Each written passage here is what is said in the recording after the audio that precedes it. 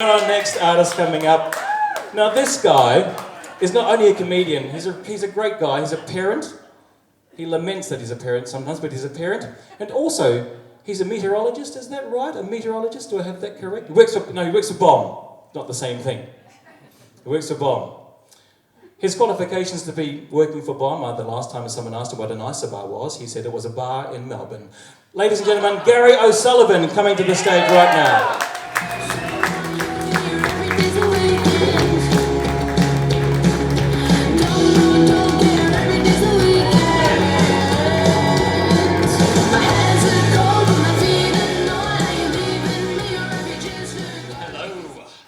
Car, everyone. Yeah.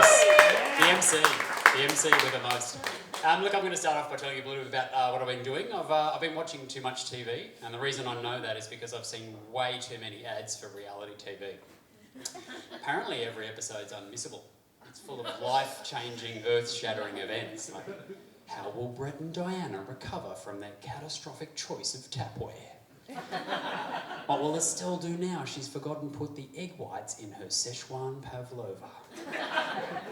Can Blaze really steal a cup of immunity from Courtney in the slug eating challenge?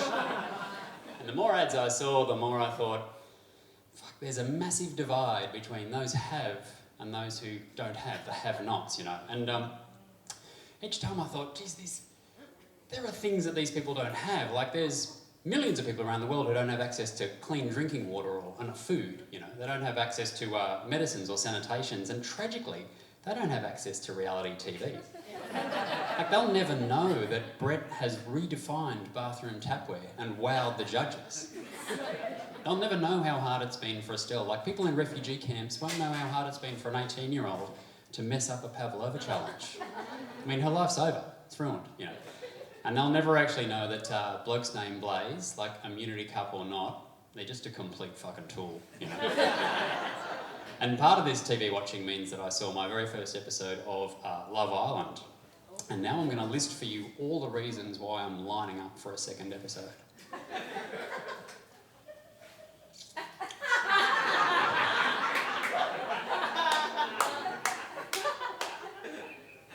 Yep, that about does it. Yep. Coincidentally, that sound actually also describes the combined intellect of every contestant in that show.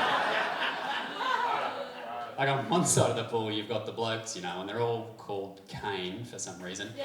And they say shit like, yeah, I go to the gym and I got these fucking sick tats. You know, it's great, Kane. It's very unique. Well done. And on the other side of the pool, you've got like all the women, you know, and they're called some version of Shaniqua, you know.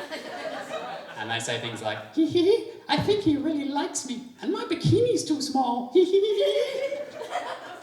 You know, like I get escapism, you know, like it works for me, but if you indulge in escapism and an hour later you're noticeably dumber, and all you've done is watch TV, then that's not escapism, that's an audio-visual lobotomy. Which is how I'd like to describe the show.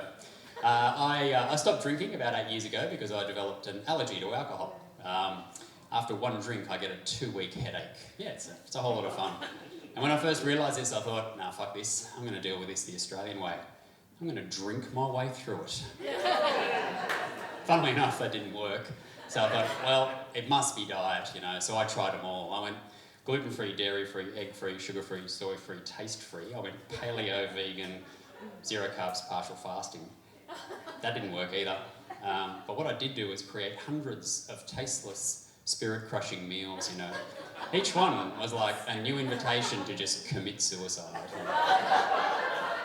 And at that point I just thought, I've got to stop drinking, you know. I was okay with it, but I didn't realise how much of a problem it'd be for everyone else, you know. Like, so, yeah, this is it. Here are some of the common responses, you know. Oh, actually, sorry. In Australia, if you're not a child, pregnant or dead, then you fucking drink. And if you don't, we've got something to say about it, you know. And basically, these are some of the common responses I would get when I tell people that I don't drink. Now, the first one's denial. Nah, mate, nah, I've bought you this beer, take this, get this stuck into you, there's another one coming, you'll be fine, mate. That allergy, it's all in your fucking head, mate, you've made it up. Like, this is the same logic as walking up to someone in a wheelchair and going, someone tells me you need that, mate, but that's bull fucking shit. I want you to stand up, left foot forward, then right, then left, then right, and you're walking, mate. It's fucking easy. And this severe spinal injury you're banging on about, it's in your head, mate. It's in your head. Then, is it real? You said yes. Yes, I have experienced. This is true. This is a true story. The next one's the non-verbal state of shock. And it's all facial expressions and exhales, you know. It's just...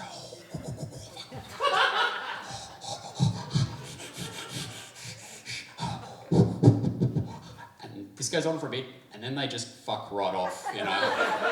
Like, they're pretty sure it's contagious, what I've got. And that's why they're separating themselves. And the next one is like the nervous laugh with the cascading apology. And it's an apology like I've lost a limb or a loved one, you know. It's like a, oh, fuck, I'm so sorry, mate. Fuck, I am sorry. That is horrible. Can't drink one drink, gives you a headache for 2 weeks. Fuck, that is bullshit. So in an effort not to cause people pain and suffering, you know, I thought, well, I've got to change what I say. And I've changed it, and it's been really, really successful so far. So now, whenever anyone says, why don't you drink, I sort of pause and I smile a lot. Sometimes I bite my bottom lip, and all the while I'm rubbing my tummy, and I say, I'm pregnant. And it's been really successful. I want to share something with you, like good fortune comes our way, and it came my way the other day in the form of a newsletter. My very proud 7-year-old nephew sent me his school newsletter because it contained a drawing that he was very, very proud of. And it was a drawing of a... Look, I still don't know what the fuck it was. It was a drawing. He was very proud of it, and I was proud for him. That's what it was. Anyway, also contained inside this newsletter was the work of Mr. Johnson's Year 4 class. And Mr. Johnson, who is my new hero, asked his class, should we get a class pet? And he said, you must justify your answer with persuasive text. I'm now going to share with you the persuasive text that they wrote, which were very entertaining. Very entertaining. And I do have to wear glasses these days, so here we go. All right, so the first one is, we should have a bunny as a class pet by Kiara. We should get a bunny as a class pet because bunnies are super duper cute and cuddly. Bunnies are one of the best pets in the world, and they live in a small and tiny cage.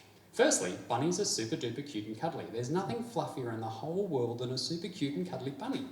And a pet with fluffy fur like bunnies are the perfect class pet. I think you can see Kiara's got a super cute cuddly theme going on here. Secondly, super fantastic bunnies are the best pets in the whole entire world. Surely you would only choose the best pet in the whole entire world. I love a large sample size. Like Kiara's just gone for the whole entire world, you know. She hasn't gone for like in Australia or like, yeah. Do you know scientists have shown that 85% of people in Australia say that bunnies are the best pets that ever lived on Earth? Solid statistics from Kiara here. She's not messing around. And thirdly, they don't take up much room. They can live in a tiny little cage with a small little door. We don't want a class pet that takes up a huge lot of room. In conclusion, bunnies are cute and cuddly. Bunnies are one of the best pets in the world. They don't take up much room, and this is why I want a bunny as a class pet. Aww. And here's a picture. This is Kiara's supporting picture of the bunny. Beautiful, beautiful. All right, we change the tone a little bit here, and we move on to Angus. And look, Angus is a bit uptight. I think is probably the best way to say it. We must not get a class pet by Angus. We must not have a class pet. We shouldn't have a class pet because pets are dirty. Class animals are also too silly. Lastly, class pets poop too much. This is why we shouldn't have a class pet. Firstly, animals are dirty. Animals would leave dirty footprints all over the class. You wouldn't want to clean muddy footprints, would you? This is why we shouldn't have a class pet. Secondly, we shouldn't get a pet because they are silly. They will distract us and cause damage to the rooms. Pets could cause thousands of dollars of damage and they will distract us and we will never get any work done. Angus, that's the whole idea of primary school, mate. This is why we shouldn't have a class pet. I mean, silliness leads to laughing, Angus, and we can't fucking have that, can we? Thirdly, we shouldn't get a class pet because they poop too much. Poops are stinky and they will get the carpet all dirty. Poop is disgusting and I don't want to clean it up. Imagine there was poop everywhere and people stepped in it. That would be gross. This is why we shouldn't get a class pet. In conclusion, class pets are silly, dirty and they poop too much. This is why we shouldn't get a class pet. Angus is Angus is clearly the life of the party, I reckon. And here's Angus's picture. It's quite clear in his messaging. That's what he wanted. Rightio, so we're moving on to the third one, and this is by Zoe. And Zoe's moving for a bit of the guilt trip. Zoe's is, I want turtles as class pets. I think that a class pet should be a turtle, because other pets are way too distracting. Other classes have pets, and turtles need sunlight, so it will be great exercise for us. Please get us some turtles. Firstly, other pets like dogs and cats are way too distracting. At school, we can't do any work if there's a dog barking or a cat sitting on your lap. Scientists have proven more than once that animals like cats and dogs are 90% distracting. Solid statistics from Zoe, I love it. I love it. Secondly, other classes have pets, so why can't we? Imagine every other class having pets and we have nothing. That would be so unfair. And you don't want to be the one to blame, do you, Mr. Johnson? Thirdly, turtles need sunlight, so it would be great exercise for us. We could take them to the oval, the play equipment, the basketball court. They're all lovely places, and don't you think it'll be great exercise for everyone? Besides, if you got us turtles, your students would be 1,000 times happier. Again, 1,000 times. Perfect as stats. And turtles, they'd love to go to the play equipment, wouldn't they? They'd bang up for the monkey bars. Turtles love that sort of stuff. Do a few slam dunks in the basketball court.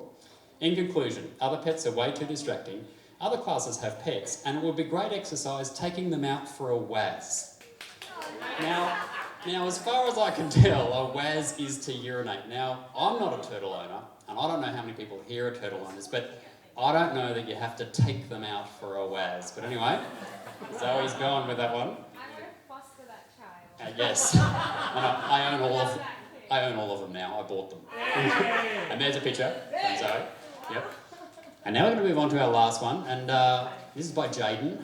Jaden's a bit of a blue sky thinker. This is good. We should get a T-Rex as a class pet. We should get a T-Rex for a class pet because it could protect us. It's easy to feed, and people would love to come and visit it. Let's get a T-Rex now! First, a T-Rex would protect us from dinosaur thieves. It could smell anyone who enters our school, and it can shoot laser beams out of its eyes. If a T-Rex was protecting us, it would be awesome. It would make me happy if I could ride it while I was running after the dinosaur thieves. Now, I'm on board with Jaden here. If there's one thing that's been holding our great nation back, it's those fucking dinosaur thieves. And laser beam eyes are going to stop them right in their tracks. Secondly, it's easy to feed a T-Rex because they love meat. We could get the meat from supermarkets and Coles. He's divided them up for some reason, I don't know why. It will digest the meat and get all its energy back. And with that energy, it will be able to run fast and sense footsteps all around the school. That's a really important trait. Anyway, last, people would love to come and visit the T-Rex. We can earn a bit of money making the T-Rex do tricks. People would pay to choose the trick the T-Rex would do. You want to make some money, don't you? Says Jaden. Come on! Blue sky, come on! And I love the way Jaden identifies that the T-Rex has to do tricks, like simply having a prehistoric carnivore in your room's not going to attract people. And in conclusion, a T-Rex can protect us. It's easy to feed, and people would love to come and visit it. We should get a pet dinosaur right now. Yeah. And here we go. T-Rex coming up from Jaden. Yeah! Sorry everyone, it's a bit small for down the back. There we go. I loved a bit of that. School newsletter, who would have thought? Who would have thought? So I've been single for a little while, and look, I must say that I had some pretty big expectations, you know, and some of my friends were excited about it too. They said, "You're going to clean up, mate, just fucking clean up." And I was like, "Oh, it's good, it's great." And I can confirm that I have not cleaned up at all. In fact, I have cleaned up so little I can describe being single with 5 nouns and 1 analogy. The first is preparation, where you go out to buy a packet of condoms because you want to be prepared for the good times ahead of being single. Yeah, thank you. Thank you very much. Go, boy. Next is indecision. You're standing in the store saying, do I buy the pack of 10 or the pack of 20? Optimism sees you arrive home clutching a pack of 20 condoms. A little while later, skepticism kicks in. and you wonder when you're actually going to use just one of these 20 condoms. Until finally, pessimism takes you back to the store where you bought them, saying, I disagree. An unopened packet deserves a full refund. And when you're single, you notice people in relationships a lot more. Like, basically, I see people in good relationships, and that's great. I'm very happy for them. I even see some people in perfect relationships too, and I'm very happy for them, the smug fucks. If I see too many smug fucks in their perfect relationship, I like to go to the supermarket to see how the rest of us are all going in ours. See, at the supermarket, you can listen in on people's conversations without attracting attention. You've got the young couple, you know, who are there busy installing the virtues of organically grown, low food mile, pesticide-free, hand-stroke kumquats, you know. These guys have got so much free time on their hand, they can sort anything that comes to their relationship out. If they can't, fuck it, just ditch that dickhead and get straight back on Tinder. That's easy. Next is the mum of young children, and this woman is exhausted, you know, and she's currently trying to field questions from a 4-year-old, like, Mummy, if an aardvark and a zebra had a baby, like, what noise would it make? Fuck, I don't know. Like, this woman hasn't been to the toilet by herself for 3 years, you know. She forgot she was in a relationship some time ago. Then you've got the parent of the angsty teenager, you know, who's dealing with teenage angst. It's like, well, Taylor thinks that I put that photo up on Facebook, but I didn't. And like Shaniqua, then she knows, and of course then, like Jai likes Taylor, and he commented on that photo, but then Jai said he might not like Taylor if that photo's in there, but then Shaniqua came through, and then Taylor goes, she won't talk to me. Like, this woman is ruining the moment 3.5 hours ago when she asked her daughter, so, what's up? And then you've got my favourite, it's the old couple. They shop together now because they've got the time, because the husband's retired. And the wife thinks this is brilliant. Just fucking brilliant. And he's entered this domain, you know, that's been solely managed by his wife for decades, you know, and it's creating a cosmic imbalance that only he is unaware of. He thinks he's being helpful when he asks exactly how many snow peas to buy. Or when he points out that Helga's bread's way more expensive than the other brands, you know. Or when he says to his wife, there's a child having a tantrum in aisle 3, I'm just going to go and let management know. And she thinks to herself, off you go, dickhead. Yes, there's the right. Or when he points out for like the 8th time that every supermarket's laid out in a slightly different way as a way of trapping you inside to buy more. And I find these poor, persecuted women are in one of 2 states. One is the exhausted compliance. I spuggered that up. And that is where she just responds to everything he says with a, yes, dear. The other one is the protective coma, and that's where the eyes are glazed and the movements are slow and the pauses are used with dramatic effect. In this way, she can legitimately ignore everything he says by searching the shelf for something or reading a label or possibly going through the shopping list, you know. Like, this woman realised that marrying this man, that's a fucking bad move, you know. And it's at this point in time that I think about what a good friend told me about pawpaw trees in Darwin. See, pawpaw trees are either male or female. And I said, yeah, but you barely see any male pawpaw trees around. And my friend said, look, don't worry. She said, that's fine. She said, male pawpaw trees are all like men. You really only need 1 per suburb. And with that sort of logic, I reckon I'm going to be single for quite a while. My name's Gary O'Sullivan. Thanks very much.